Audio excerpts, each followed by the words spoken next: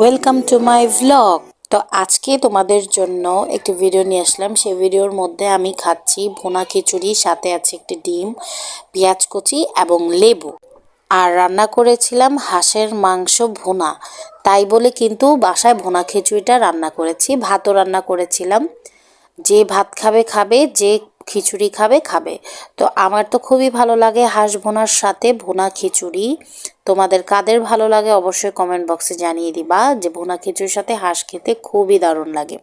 আর আর যদি হচ্ছে হাঁসের চামড়াটা কিন্তু রান্না করা হলে খুবই মজা হয়, খুবই মানে টেস্টি হয়। দুপুরের এই খাবার খেতে খেতে যে ভ্লগ করছি, তারপর এডিটিং করব, তখন সেটারও সময় পাইনি, কারণ আমাদের বাসায় গেস্ট এসে পড়েছিল। কারণ শুক্রবার ছিল, তাই গেস্ট এসে পড়েছে। তো সাথে সাথে খাওয়া দাওয়াটা আমার কমপ্লিট করে তারপর এডিটিং করতে বসেছিলাম, কিন্তু করতে পারিনি গেস্টের জন্য। তো চিন্তা করলাম আজকে ভিডিওটা এডিট করে আপলোড করে দেব। যারা হচ্ছে খেতে ভালোবাসে তাদের কিন্তু অবশ্যই আমার ভিডিওটা ভালো লাগবে।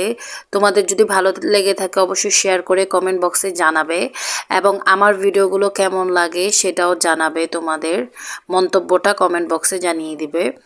আর হ্যাঁ, দেখো হাঁসের চামড়া কিন্তু খেতে কিন্তু খুবই ভালো লাগে। অনেকে কিন্তু এই পরিষ্কার করার ভেজাল ভেবে কিন্তু চামড়াটা ফেলে হাঁস রান্না করে, কিন্তু আমার কাছে ভাই কষ্ট হলে হোক, তারপরেও কিন্তু মজা হতে হবে খাবারটা। আমার কথা হচ্ছে এইটা। তো আজকে হচ্ছে এই পর্যন্তই। আল্লাহ হাফেজ।